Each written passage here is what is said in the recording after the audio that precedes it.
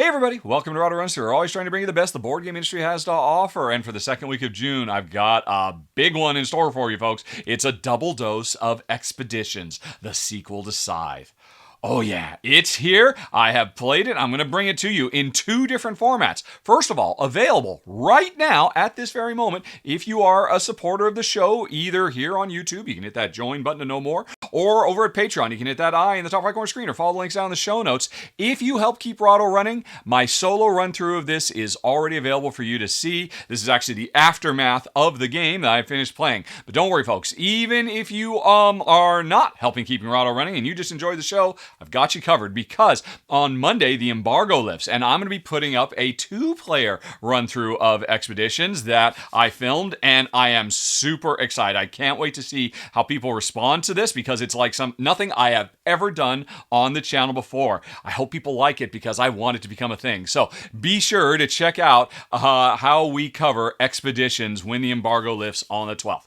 Cannot wait for people to see it. I'm looking forward to some feedback. Okay, but that's not all we've got going on this week, folks. We've got Books of Time. Probably what is currently the hottest game of the year. Everybody's talking about it. Everybody's covering it, and we will have our run-through up for this really, really cool, not quite gateway plush, Euro-style goods conversion game that has such an incredibly cool gimmick where we're not just building a tableau of cards, we're actually building real books and flipping through them. This is a deck builder unlike any you've ever seen before, and I cannot wait for you to see the run through of Books of Time.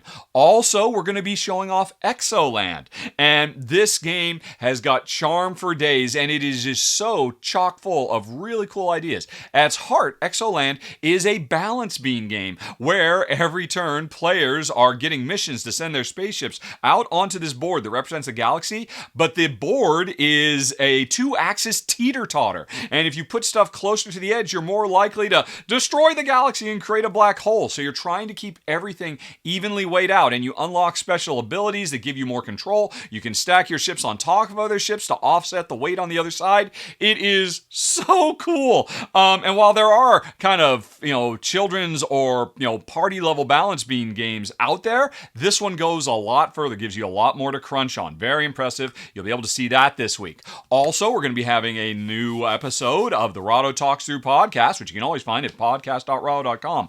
But this week, I am starting a new method for distributing this on YouTube. Instead of just dropping the big, epic 2 to 3 hour long video all at once, I am going to be breaking it up into weekly segments. So every week, there's going to be a new Rado Q&A video. And folks, if you have questions for me about the channel, about board games, about the industry, about life, the universe, and everything, it's not too late. Send your questions to the email address questions@rado.com, and you'll be able to make it into the next podcast if you listen to it via smartphone or whatever podcast app you use, or you'll be able to watch it here on YouTube in much more easily digestible sections with a new weekly Q&A show. So that's coming. And then finally, we got another R&R, and I'm very excited about this one too. This will be the third time on the channel that we put a must-have games countdown. I did it many years ago, and then a few years ago I did it when the first few folks started showing up as contributors on the channel. We've got more contributors on the channel now, folks, and so I want to hear from them.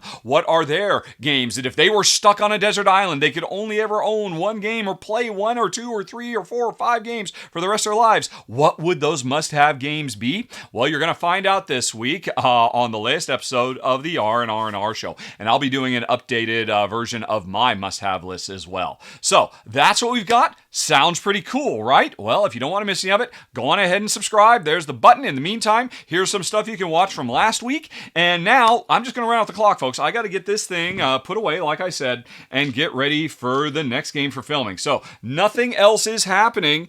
And if you don't click something that's on screen right now, this video is just going to spontaneously stop. In fact,